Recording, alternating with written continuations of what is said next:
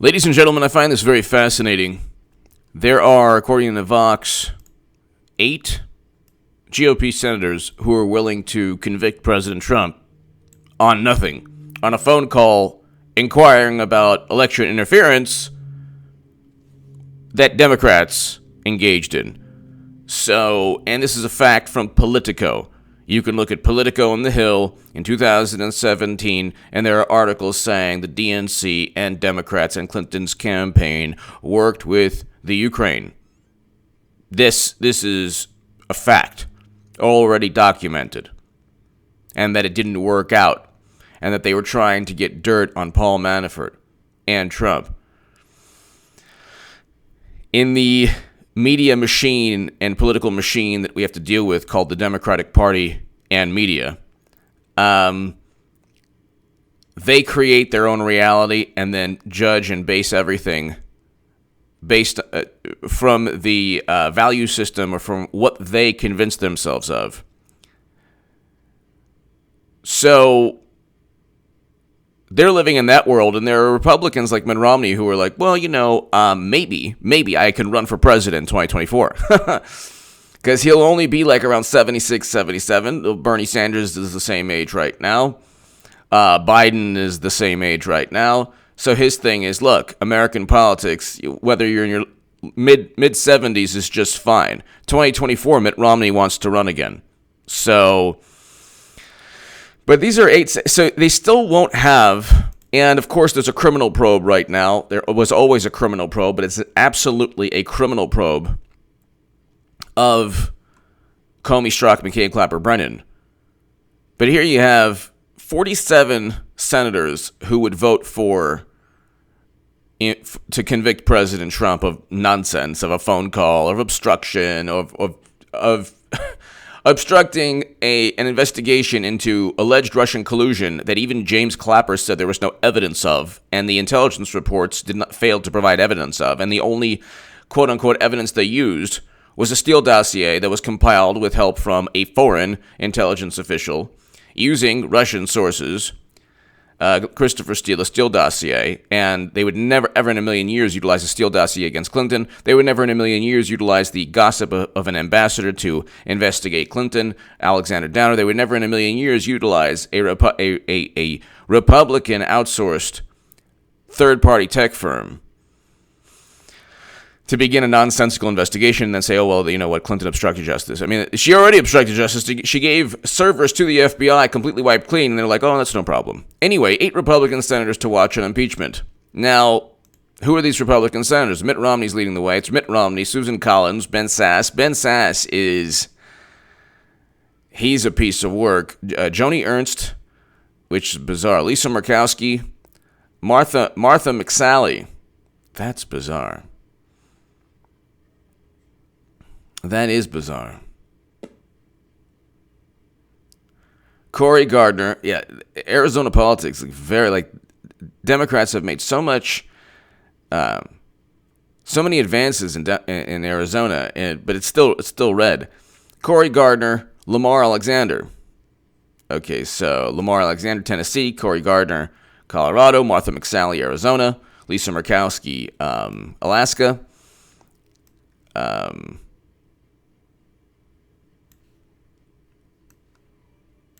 No, Lisa Murkowski, yeah. And you have a situation where, who else, aside from Lisa Murkowski, Joni Ernst of Iowa, Ben Sasse of Nebraska, Susan Collins of Maine. And then, of course, Mitt Romney of Utah. Now, you'd add 8 to the 47, it's 55. Okay, they would still need, 12 more senators for 67. They're not going to convict President Trump. The point is there are people you can't rely on, even though wages are up. Wages are up. Now, in addition to, when they say, well, the unemployment's low, so what? What about wages? Wages are up. Why wages are finally rising 10 years after the recession, New York Times. Workers at lower end of the pay scale are finally getting the most benefit from rising wages. So it's like, how is this? How on earth are they going to impeach a president based on nonsense, based on purely intelligence community nonsense? Now, the intelligence community is part of the executive branch. This is why there's a criminal probe. This is a very important fact that nobody seems to be talking about. A few people, maybe, I don't know, but I haven't heard it from anyone. The intelligence community is under the Constitution. Well, there is no, obviously, these agencies are not mentioned, obviously, but they fall under the executive branch. They're not meant to investigate the executive branch. They're not meant to investigate the executive branch based on evidence that was compiled by Trump's political opponent. That's the issue. They always phrase everything well, Trump was working to undermine his political opponent, to help him in the election. Well, number one, Joe Biden is on video. Okay, Trump wasn't on video saying, "Hey, let me see if we can get the DNC emails." Not like, okay, then they say, well, he asked Russia. Like, no, he didn't. It was a campaign speech, and it was funny. But he did not work with the alleged Russian hackers that were indicted only on Company One's assessment, which is CrowdStrike. Like, they would win that case if they actually came down to D.C. The only information they have is CrowdStrike, and CrowdStrike knew that they wouldn't come down.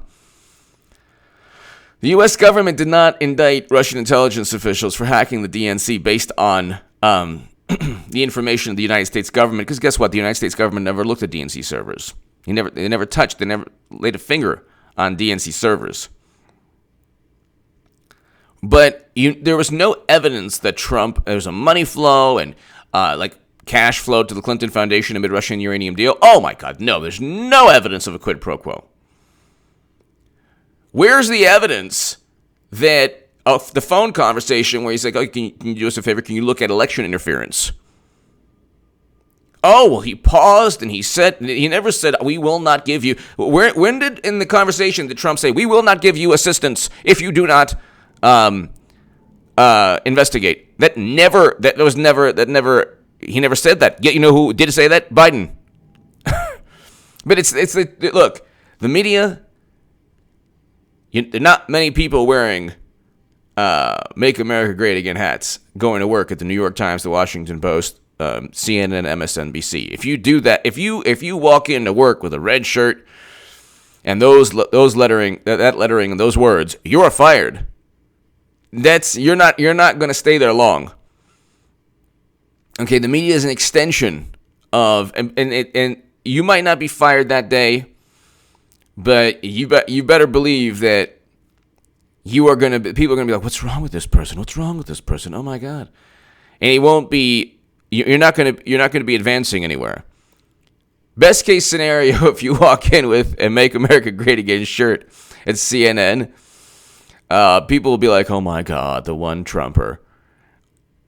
And then the worst case scenario is like, yeah, you know what? There's an applicant for this person's position. So, and he just annoys us every day with that red shirt with the sinister writing on it. The media is an extension of the Democratic Party. Look, everything I said regarding Clinton, and my God, 9 minutes in, I waited a while. Everything I said regarding Clinton is right. Everything I said regarding the Democratic Party is right. She's running again. She just changed her, she altered her website and added a policy section. So, it's happening, folks. It's happening. It is happening, people. And then she met the other day with one of the top Iowa Democrats for the first contest in the Democratic primary. Why is she meeting with the chairman of the Democratic, basically the head of the Democratic Party's Iowa caucus? Why? Why is she? Why did Philippe Reines? I know, I know that we're in like a kind of a holding pattern or purgatory. People are like, oh, whatever, just run already. I'm tired of hearing. But the same people are like, I'm tired of hearing about it. You're going to hear about it literally 30 times a day from the media, 40 times a day from the media for the next year. Might as well get used to it. It's happening, folks. I mean, it is happening. But I mean, look, all of this is a game. You have Republicans like Mitt Romney and others, seven other Republicans that for whatever reason, they're hinting that, you know, they're open to impeachment. They're open to convicting the president in the Senate. When a senator says he's open or she's open to impeachment, guess what? He or she is saying the impeachment phase in the Senate is a conviction. Or is a decision whether or not to convict. So here, this is a CNBC article. Workers at the lower end of the pay scale finally are getting the most benefit from rising wages. How is this is March of 2019? How is this a bad thing? The overall economy is healthy. The overall economy is very healthy. Are there things that are negative? Sure. They were far more negative under President Obama's economy. There wasn't 1 year of President Obama's economy that was as healthy economically or even in terms of foreign policy as President Trump's administration. The media has had a meltdown and a temper tantrum, and so they've fabricated their own reality. He writes a word on Twitter, and that word means he's trying to denigrate the word. Then they find out that other Democrats have stated the same word. They are creating their own reality regarding Trump, and it's not healthy for them. They are undermining their own cause because what they have done is any legitimate concern or disagreement with President Trump's administration, you can have legitimate policy disagreements. They don't want to give Trump any victories, so they don't really want to work with him. He signed the First Step Act, prison reform legislation. They don't want to give him any other victories on any other issue, whether it's immigration or any other issue.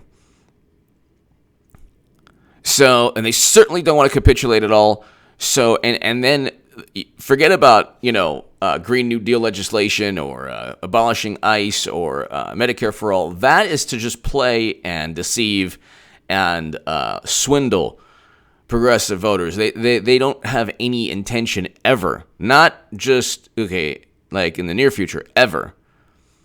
And then the notion from you have YouTube channels that are millions and millions of subs on the left. They're like, well, we're gonna make it so they listen to us. It's like, nah, they're not gonna really care ever. They cheated Bernie. This is the type of person they cheated Bernie Sanders, and you still have people who are like, I think Bernie can win in 2020. They cheated him in 2016. I'm going to turn into Harry Care. How could Bernie win if they cheated him in 2016? They don't want the reality of Democrats pushes any liberal to Trump. Any person on the left will be pushed naturally towards Trump, which is why in the pinned comment, I kind of revamped it a little bit. First thing you see is why Bernie supporters should vote Trump 2020. You need to understand, you need to explain that to people. Tell them to read my article because people don't get it. They're like, how do you go? Bernie Sanders? Really? Yeah, Bernie Sanders was getting a lot of conservatives in 2016. A lot. The reason why he was so popular in 2016 is there was crossover appeal. That's the reason why Tulsi Gabbard is popular. There's zero crossover appeal to Clinton, even though there's this allure of Republican establishment types like Clinton, They like Clinton. The Republican establishment types. The average conservative, no, there's no cross. But a great many conservatives said, you know what, Bernie, we like his foreign policy because the Republicans, things like they're more libertarian in they've adopted certain Rand Paul type of, non-intervention. Being a non-interventionist is something that got President Trump elected. Going up against the intelligence community is what will keep him in office. These people are like the most ruthless and sinister people. You have like, even Chuck Schumer's like, well, they have 5 different ways to get you. DC is a machine run by a political, DC is a machine in and of its own. There's a political machine called the Democratic Party. It's a Tammany Hall. It's today's version of Tammany Hall. It's a political machine. It's not a political party.